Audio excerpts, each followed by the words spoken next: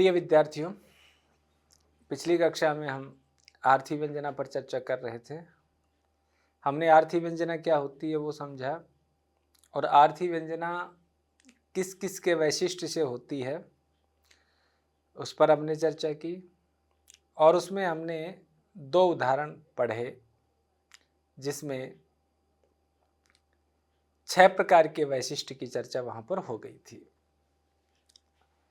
पहला कालो मधुकुपितः, उसमें वक्त्री वैशिष्ट्य था, वाक्य वैशिष्ट्य था, काल वैशिष्ट्य था, स्थान वैशिष्ट्य था और इसी प्रकार से हमने निश्चेषु चंदनम स्तन तटम वाला उदाहरण पढ़ा था। उसमें बोधव्य का वैशिष्ट्य था, श्रोता का वैशिष्ट्य था। अब जो 4 वैशिष्ट और बच गए थे, अब हम उन पर एक बार चर्चा करेंगे। उसके बाद आता है अन्य सन्निधि का वैशिष्ट्य। पश्य निश्चल निस्पंदा बिसिनी पत्रे राजते बलाका निर्मल मरकत भाजन परिस्थिता शंख शुक्तिरिवः। इसमें क्या है कि साहित्य दर्पण की पुस्तकों में 2 प्रकार के पाठ मिलते हैं। एक पाठ मिलता है जिसमें निश्चल और निष्पंदा दोनों अलग अलग शब्द हैं और कुछ जगह पाठ मिलता है उसमें निश्चल निष्पंदा एक ही शब्द है, तो उससे अर्थ में परिवर्तन आता है। क्या है कि अगर हम निश्चल शब्द को अलग मानेंगे तो निश्चल पद संबोधन होगा कि हे निश्चल पश्य, देखो। क्या देखना है? निष्पंदा बलाका बिसिनी पत्रे राजते। ये निष्पंद बलाका जो है ये कमलिनी के पत्ते पर सुशोभित हो रही है। और कैसी है? तो कहते हैं कि निर्मल मरकत भाजन परिस्थिता शंख शुक्तिरिवः। ये ऐसे लग रही है कि जैसे निर्मल मरकत मणि के पात्र में रखी हुई कोई शंख शुक्ति हो। और अगर आपने निश्चल और निष्पंदा को एक शब्द मान लिया तो ये बलाका का विशेषण बनेगा कि पश्य, देखो, निश्चल निष्पंदा बलाका बिसिनी पत्रे राजते। कि निश्चल और निष्पंद बिना गति वाली और बिना हिले डुलने वाली बलाका जो है वो कमलिनी के पत्ते पर विराजमान है, सुशोभित हो रही है और वो वैसे लग रही है जैसे कि निर्मल मरकत मणि के पात्र पर शंख शुक्ति रखी हुई हो। कुल मिलाकर के नीचे वाली पंक्ति से कोई फर्क नहीं पड़ रहा है व्यंग्यार्थ में, आगे जब हम जिस व्यंग्यार्थ को पढ़ेंगे, लेकिन यहाँ पर जो प्रथम पंक्ति है उसकी वजह से सारा का सारा व्यंग्यार्थ है। अब ये इसका वाच्यार्थ हो गया दोनों प्रकार से, अगर आप निश्चल पद को अलग मानते हो और या फिर निश्चल और निष्पंदा दोनों को एक साथ मानते हो। अब यहां पर कहते हैं अत्र बलाकाया निष्पंदत्वेन विश्वस्त्वम, कि यहां पर बलाका जो है उसके निष्पंद होने के कारण विश्वस्त, उसकी जो विश्वस्तता है, उसकी जो आश्वस्तता है वो व्यंजित हो रही है। तेन अस्य देशस्य विजनत्वम, और उससे एक और व्यंग आ रहा है कि यह देश विजन है, अर्थात यहां पर कोई आता जाता नहीं है। अतः संकेत स्थानम एतत् इति कयापि सन्निहित प्रच्छन्न कामुकम प्रति उच्यते। इसीलिए यह हमारा संकेत स्थान हो सकता है, यह किसी पास में ही स्थित किसी प्रच्छन्न कामुक को कहा गया है। अब आप यहां देखेंगे कि 1 नहीं, 2 नहीं, 3 व्यंग्य हैं। यहां पर वाच्यार्थ तो क्या है? बलाका निष्पंद होकर के बैठी हुई है, लेकिन वो निष्पंद होकर के क्यों बैठी है? वस्तुतः बलाका जो है बहुत ही संवेदनशील पक्षी है, बहुत ही सेंसिटिव पक्षी कहा जा सकता है और वो कई मीटर तक अगर कोई पदचाप सुन लेता है तो वो इधर उधर देखने लग जाता है, वो सक्रिय हो जाता है। और अगर बलाका जो है वो निष्पंद होकर के बैठी है, इसका मतलब वो पूरी तरह से आश्वस्त है। ये यहाँ पर पहला व्यंग्य आया। अब उसके बाद में वो आश्वस्त कब हो सकती है? जब वहाँ कोई आता जाता नहीं है, तो वह निर्जनत्व को व्यक्त कर रहा है, वो स्थान निर्जन है, तो उसकी आश्वस्तता जो है वो पहला व्यंग हो गया।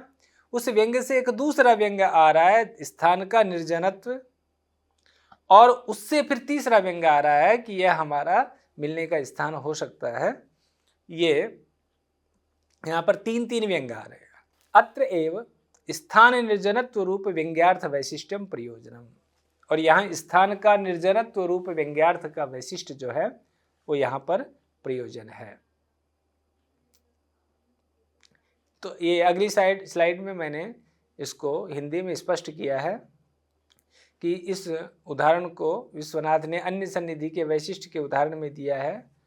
तो वहाँ वक्ता और श्रोता के अतिरिक्त अन्य अर्थात बलाका की सन्निधि के वैशिष्ट निष्पंदनत्व के कारण निर्जनत्व व्यंजित होता है। तो कुल मिलाकर के आपको क्या समझना है इसमें? सबसे पहले आप वाच्यार्थ देखिए। वाच्यार्थ में बलाका निष्पंद होकर के बैठी है, उससे एक व्यंग्यार्थ आएगा कि वह आश्वस्त है, उससे फिर दूसरा व्यंग्यार्थ आएगा कि यह स्थान निर्जन है, और उससे फिर एक तीसरा व्यंग्यार्थ आएगा कि यह हमारा मिलन का स्थान हो सकता है, हमारा मिलने का स्थान हो सकता है। तो कुल मिलाकर के यहाँ पर तीन व्यंग हमें क्रमशः मिल रहे हैं, और ये जो व्यंग्यार्थ आ रहा है कि हमारा मिलने का स्थान हो सकता है, ये अन्य की सन्निधि। तो अन्य कौन है यहाँ पर? वक्ता और श्रोता के अतिरिक्त। वक्ता कौन है? नायिका। श्रोता कौन है? प्रछन्न कामुक, जो उसका प्रछन्न प्रेमी है। और उन दोनों के अलावा जो तीसरा है अन्य जो है बलाका जो है, उसके वैशिष्ट्य से यहाँ पर ये व्यंग आ रहा है। उसके बाद नेक्स्ट उदाहरण है काकू के वैशिष्ट्य से। तो ये हमने पहले भी आपसे काकू की चर्चा की थी कि जब हम ध्वनि के उच्चारण में परिवर्तन कर देते हैं और उससे अर्थ परिवर्तित हो जाता है, तो भिन्न कंठ ध्वनि जो है उसको काकू कहा जाता है। जैसे कि मैंने आपको पहले एक उदाहरण दिया था कि जैसे हम कहते हैं कि वह आएगा, वह कल आएगा, तो ये जस्ट एक इन्फॉर्मेटिव सेंटेंस है कि कोई व्यक्ति है वो कल आएगा, उसके बारे में हम बता रहे हैं। और इसी बात को हम ध्वनि में परिवर्तन करके कहें कि वह कल आएगा, इसका मतलब हमें संदेह है, हम उससे प्रश्न कर रहे हैं। तो इस प्रकार से हम देखते हैं कि ध्वनि के उच्चारण में परिवर्तन करके हम अर्थ के उच्चारण में भी परिवर्तन कर देते हैं। तो यहाँ पर आचार्य विश्वनाथ ने काकू को परिभाषित भी किया है, और वो कहते भिन्न कंठ ध्वनि धीरई काकू इत्यभिधीयते, कि भिन्न कंठ की जो ध्वनि है उसको विद्वानों ने काकू कहा है। इत्युक्त प्रकारायः काको भेदा आकरेभ्यो ज्ञातव्यः, इस आधार पर काकू के जो भेद हैं वो आकर ग्रंथ जो हमारे हैं, आकर ग्रंथ मतलब जो नाट्यशास्त्र इत्यादि जो ग्रंथ हैं उनसे आपको जान लेने चाहिए, और उसका वैशिष्ट यहाँ पर आचार्य बताएंगे।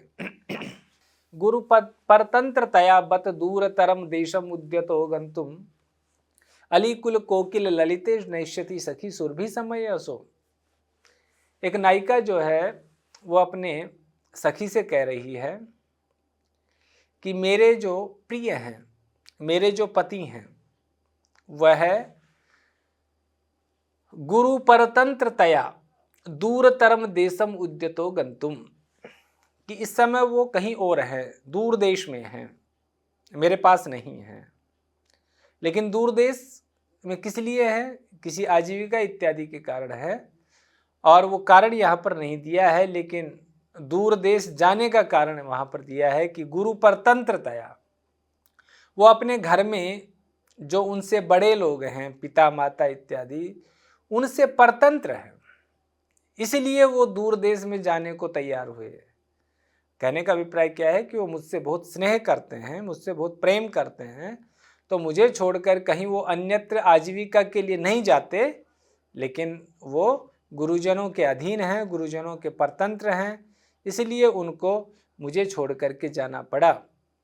इसलिए अलीकुल कोकिल ललिते नैष्यति सखी सुरभि समय असो, तो कोयलों और भ्रमरों से सुंदर, अलीकुल मतलब भ्रमरों का समूह, और कोयल तो भ्रमरों के समूह और कोयल से सुंदर, सुरभि समय, इस वसंत के समय में, असो नैष्यति, क्या वो नहीं आएंगे? इसका मतलब अवश्य आएंगे। तो यहाँ पर काकू से अगर वो सामान्य रूप से बोलती कि वो नहीं आएंगे, तो इसका मतलब वाच्यार्थ क्या निकलता? हम क्या समझते कि भाई वसंत का काल है, लेकिन पति परदेश गए हुए हैं और वो गुरुजनों के अधीन हैं, इसका मतलब वो नहीं आएंगे। जस्ट एक इंफॉर्मेटिव सेंटेंस हो जाता। लेकिन अगर इसी बात को अगर हम काकू में कहते हैं कि क्या वो नहीं आएंगे, सुरभि समय असो नैष्यति सखी, क्या इस वसंत काल में भी नहीं आएंगे, इसका मतलब बाकी समय भले ही वो न आए हों किसी कारण से, लेकिन इस समय तो वो अवश्य आएंगे। और उसका पूरा व्यंग्यार्थ बदल जाता है। गुरु परतंत्रतया, वहाँ उसकी अधीरता व्यक्त होती है, वहाँ उसकी पराधीनता व्यक्त हो रही है। लेकिन यहाँ क्या है कि वो तो जाते ही नहीं, वो तो जाना ही नहीं चाहते थे। वो इसलिए गए हैं कि वो गुरुजनों के परतंत्र हैं। तो गुरुजनों के परतंत्र रहने के कारण ही वो दूर देश में जाने को उद्यत हुए थे। अन्यथा तो वो मुझसे इतना स्नेह करते हैं, इतना प्रेम करते हैं कि वो तो दूर देश में जाते ही नहीं। तो यहाँ इसका मतलब वो अवश्य आएंगे। नैष्यति सखी सुरभि समय, इसका मतलब वो इस वसंत काल में अवश्य आएंगे। तो ये बात जो है हमें काकू से पता चलती है। उसके बाद चेष्टा का वैशिष्ट है, उसका उदाहरण इन्होंने दिया है। संकेत काल मनसम विटम ज्ञात्वा विदग्धया, हसन नेत्रार्पिता कूतम नीला पद्मम निमीलितम। एक चतुर नायिका है, तो स्वाभाविक है कि उसका जो नायक होगा वो भी विट ही होगा। तो वो जो विट नायक है वो उसके घर के पास से गुजरता है और उसका अभिप्राय यह है कि वो जानना चाहता है कि हम कब मिलेंगे। तो संकेत काल मनसम, संकेत काल का जिज्ञासु है मेरा पति, संकेत काल का जिज्ञासु है मेरा प्रेमी। ऐसे विट नायक को जानकर के विदग्धया, चतुर नायिका के द्वारा, हसन नेत्रार्पिता कूतम, विकसित नेत्रों से अपने आकूत मतलब अभिप्राय को अर्पित करते हुए, लीला पद्मम निमीलितम, उसने लीला कमल को बंद कर दिया। तो लीला कमल को बंद करने का मतलब क्या है कि नायक जो है वो कहीं मार्ग से पास से गुजर रहा है, मुख्य द्वार के पास से, उसने जान लिया कि, तो उसने कुछ इशारा किया होगा या इशारा भी ना करे, बस वो उधर से निकल गया। तो नायिका समझ रही कि यहाँ तो मेरे से ही मिलने आया है। तो नायिका ने एक लीला कमल बना लिया। मतलब कल्पना के लिए मान लो कि उसने अपने हाथ से एक कमल का निशान बना लिया और फिर उसने उसको सिकोड़ दिया। इसका मतलब कब मिलेंगे? जब कमल बंद हो जाते हैं। और कमल कब बंद होते हैं? सायंकाल के समय बंद होते हैं। तो इसका सीधा सीधा तात्पर्य क्या बन गया कि सायंकाल के समय जब सूर्यास्त हो जाएगा उस समय हम लोग मिलेंगे। तो ये उसने अपना अभिप्राय को व्यक्त कर दिया। तो यहाँ चेष्टा विशेष के वैशिष्ट से यहाँ पर सायंकाल हमारा मिलने का समय होगा, ये यहाँ पर नायिका के द्वारा बताया गया। अत्र संध्या संकेत काल इति पद्म निमीलनादि चेष्टया कयाचित द्योत्यते। यहाँ संध्या संकेत काल है, ऐसा कमल के बंद करने की चेष्टा से किसी के द्वारा यहाँ पर सूचित किया गया है। एवं वक्त्रादीनाम व्यस्त समस्तानाम वैशिष्टे बोधव्यम।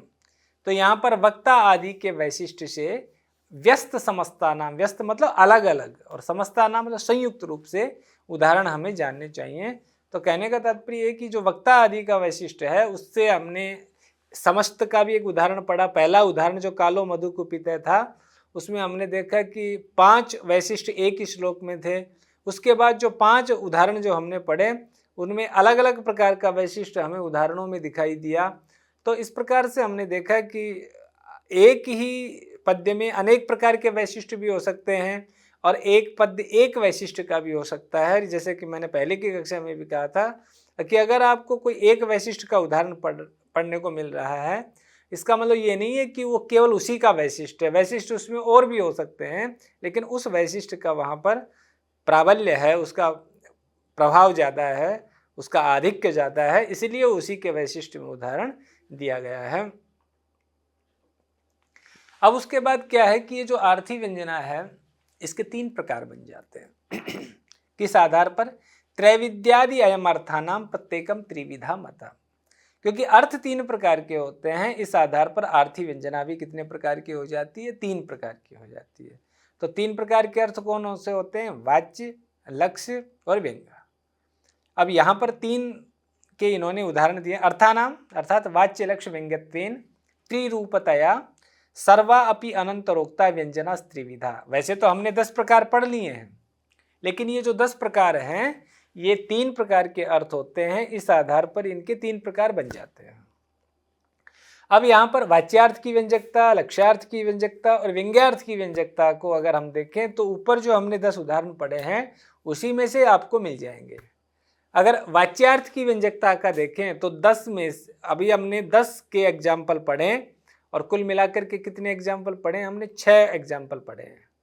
10 के लिए हमने 6 एग्जाम्पल पढ़े हैं। उन 6 में से 4 एग्जाम्पल जो हैं वो वाच्यार्थ की व्यंजकता के हैं, वहाँ पर वाच्यार्थ व्यंजक है। तो इन्होंने पहला ही एग्जाम्पल वाच्यार्थ की व्यंजकता में दिया है, तत्र वाच्यार्थ से व्यंजना यथा कालो मधु इत्यादि। जो कालो मधु कुपिता वाला जो उदाहरण है वो उस सेंस में है।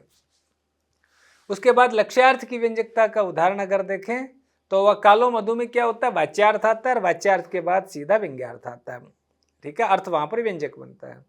उसके बाद अगर लक्ष्यार्थ की व्यंजकता का देखें तो निश्चेष चंदनम स्तन तटम वाला है, तो वहां पर हम देखते हैं कि पहले वाच्यार्थ आएगा, वापी मिश्नातु मितो गतासी न पुनस्तस्य अधमस्य अंतिकम। तुम वापी में स्नान करने गई थी, उस नीच के पास नहीं गई थी, ये वाच्यार्थ हो गया। उसके बाद विपरीत लक्षणा से जो ये अर्थ वाच्यार्थ है इसका जस्ट अपोजिट अर्थ जो है वो लक्ष्यार्थ बनेगा। अर्थात तुम वापी में स्नान करने नहीं गई थी, तुम उस नीच के पास ही गई थी, ये यहाँ पर लक्ष्यार्थ आएगा। और तुम उसके पास संभोग करने के लिए गई थी या तुम वहाँ से संभोग करके आई हो, ये यहाँ पर व्यंग्यार्थ होता है। तो वो जो निशेष चंदनम जिसको बोधव्य वैशिष्ट में आचार्य विश्वनाथ ने प्रस्तुत किया है वो एग्जाम्पल लक्ष्यार्थ की व्यंजकता का होगा।